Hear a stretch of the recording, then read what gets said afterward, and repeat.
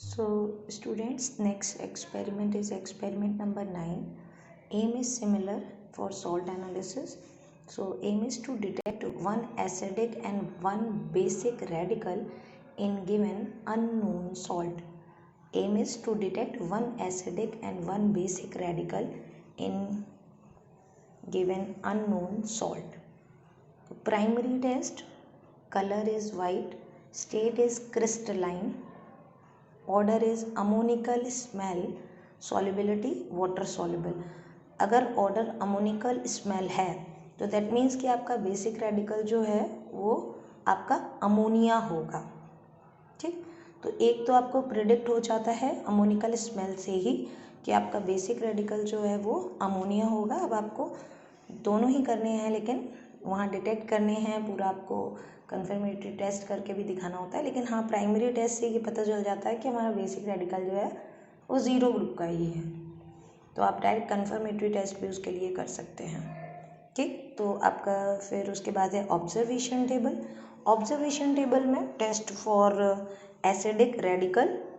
Test for acidic radical में सबसे पहले आपको मालूम है एसिडिक रेडिकल में स्टार्टिंग जो है वो डाइल्यूट सल्फ्यूरिक एसिड से होता है. तो सॉल्ट प्लस डाइल्यूट H2SO4. जब आप ऑब्जर्व करते हैं तो colourless odourless gas evolve with brisk effervescence. Brisk effervescence means just like chlorine की तरह ही बिल्कुल प्लस आउट हो जाता है टेस्ट ट्यूब से. तो इसमें आपको होल्डर यूज़ करना चाहिए, टेस्ट ट्यूब होल्डर. उसके बाद ही आपको ये परफॉर्म करने चाहिए, जिसमें भी ब्रिस्क एफरवेसेंस होते हैं. कार्बोनेट में भी प्रेजेंट. फिर इसी गैस को हम लोग कलेक्ट करते हैं और इस गैस को हम पास करते हैं लाइम वाटर में. तो gas passed into lime water. Lime water turns milky.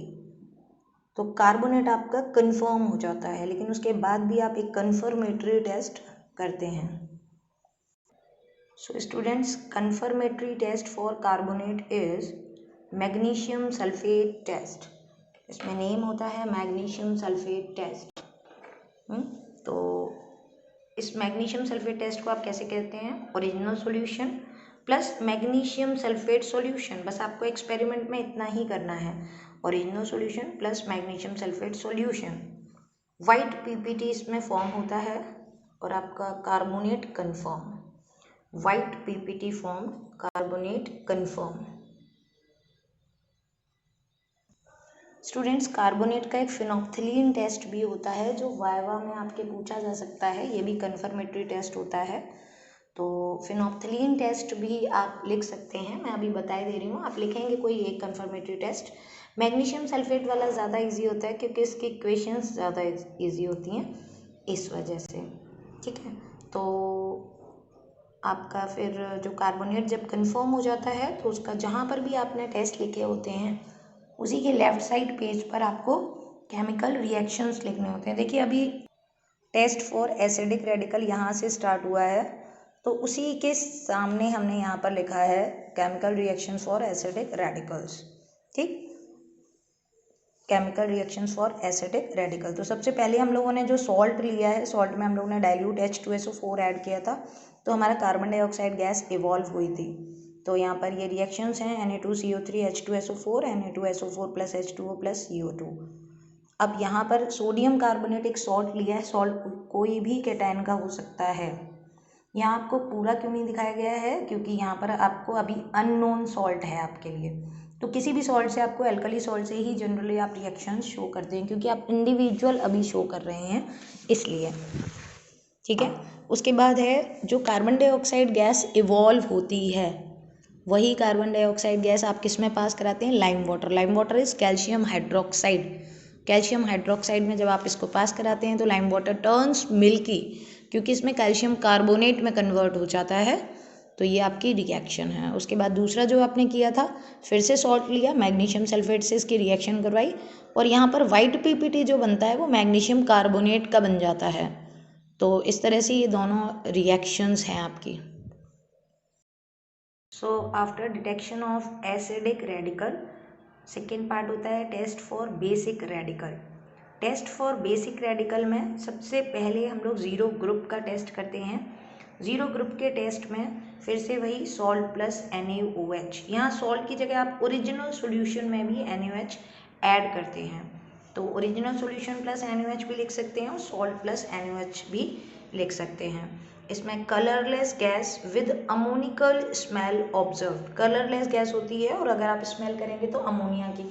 इसके लिए हो सकता है कभी कभी हीट करना पड़े, अगर आपको केवल सॉल्ट में NaOH डालने से कोई अमोनिया गैस स्मेल नहीं आ रही है तो उसको थोड़ा सा हीट करते हैं तो वो स्मेल आ जाती है। इन्फ्रेंस में आप लिखेंगे जीरो ग्रुप प्रेजेंट, यहाँ में भी प्रेजेंट इसलिए लिखा है क्योंकि अभी केवल एक अमोनिया की स्मेल आई है जो कि आपके जनरली अमोनिकल सॉल्ट्स में होती ही है, तो ये कोई केमिकल टेस्ट नहीं हुआ, ये केवल एक प्राइमरी टेस्ट भी आप कह सकते हो। तो फिर जो गैस इवॉल्व हो रही है उससे क्या किया है, place a glass rod dipped in HCl, आपने क्या किया, एक ग्लास रॉड लिया और डाइल्यूट HCl की बोतल में उसको डिप कराया, उसके बाद उसको कहाँ ले गए, at the mouth of test tube. जैसे ही आप टेस्ट ट्यूब के जहाँ से आपकी गैस जो है वो इवॉल्व हो रही है उसके कांटेक्ट में अगर आप डाइल्यूट HCl को ले जाते हैं तो वाइट डेंस फ्यूम्स जो हैं वो इवॉल्व होती हैं। अगर आप थोड़ा सा सॉल्यूशन को हीट कर रहे होंगे तो ये गैसेस बहुत अच्छे से इवॉल्व होती हैं, ये डेंस फ्यूम्स आपको बहुत अच्छे से दिखाई देती हैं। तो यहाँ पर आप लिखेंगे अमोनिया कन्फर्म। लेकिन पहले भी कहा है कि कोई भी एसिडिक या बेसिक में जनरली हम लोग कन्फर्मेटरी टेस्ट ज़रूर करते हैं, तो फॉर अमोनिया जो कन्फर्मेटरी टेस्ट है वो आपका होता है confirmatory test for basic radical में, फॉर अमोनिया आपका है Nessler's reagent test. Nessler's reagent test में सॉल्ट और ओरिजिनल सॉल्यूशन, ये हमने पहले भी डिस्कस किया था, आप ओरिजिनल सॉल्यूशन यानी कि सॉल्ट प्लस डिस्टिल्ड वाटर में भी आप NaOH डाल कर करेंगे तभी भी आ जाता है, और अगर आप डायरेक्ट सॉल्ट में NaOH डालते हैं तभी भी आ जाता है। तो सॉल्ट प्लस आपका हो जाएगा NaOH, जैसे ही आप उसको ऐड करते हैं उसके बाद उसमें आप नेशलर्स रिएजेंट जब ऐड करते हैं तो reddish brown colour precipitate form होता है, reddish brown colour precipitate, that means कि अमोनिया जो है वो कंफर्म हो गया है। तो अमोनिया का जो कंफर्मेटरी टेस्ट होता है वो होता है हमारा नेशलर्स रिएजेंट टेस्ट। अभी बिल्कुल इसी के सामने आपका जो पेज है उस पर आपको क्या लिखनी है, इसकी केमिकल रिएक्शंस। केमिकल रिएक्शंस में फिर से वही केमिकल रिएक्शंस में नेशलर्स रिएजेंट क्या होता है, K2HgI4, तो उसकी आप रिएक्शन कराएंगे किससे, जो गैस इवॉल्व हुई है। गैस कहाँ से इवॉल्व हुई थी, सॉल्ट को जब NaOH से आपने रिएक्ट कराया था तब अमोनिया गैस जो इवॉल्व हुई है उससे आपकी रिएक्शन दिखाते हैं। तो Ki plus HI plus NH2HgI, उसके बाद फिर ये NH2HgI जो होता है उसको वाटर से यहाँ पर रिएक्शन, क्योंकि ओरिजिनल सॉल्यूशन में जो वाटर होता है वो एक्वस सॉल्यूशन जो होता है उसी से, ये डायरेक्ट इक्वेशंस भी आप लिख सकते थे, एक्वस अमोनिया करके NH4OH करके एक साथ भी लिख सकते थे, ठीक है। तो उससे जब हम रिएक्शन करवाते हैं तो ये ब्राउन प्रेसिपिटेट ये फॉर्म होता है, मिलियंस बेस भी इसको कहते हैं। तो IHGO HgNH2 और NH4I यानी कि अमोनियम आयोडाइड इसमें बनता है।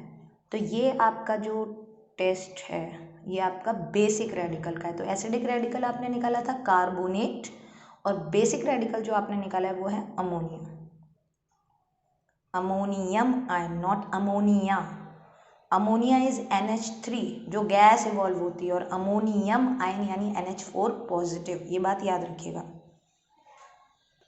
So next step is result. Given salt contains, आप इतना भी लिख सकते हैं, आपको बस स्पेसिफाई करना है एसिडिक कौन सा है, बेसिक कौन सा है, सॉल्ट कौन सा है।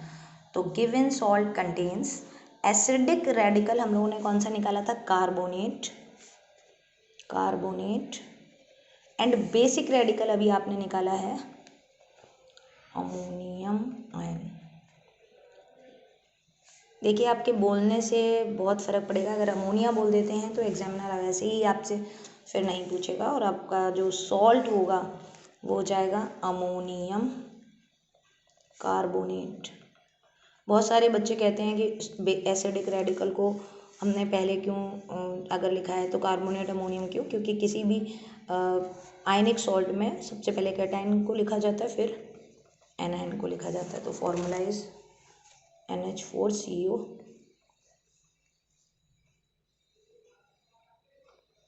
NH4 का होल ट्वाइस CO3। इसमें देखिए वैलेंसीज जो हैं वो क्रॉस मल्टीप्लाई हो जाते हैं, इसकी 2 वैलेंसी है, इसकी 1 वैलेंसी है, तो NH4 का होल ट्वाइस CO3, ठीक है। जबकि NH4Cl में दोनों की वैलेंसी 1 1 होती है, तो उसको NH4Cl फार्मूला हो जाता है। तो इस तरह से ये जो आपका सॉल्ट था वो था अमोनियम कार्बोनेट, ठीक है।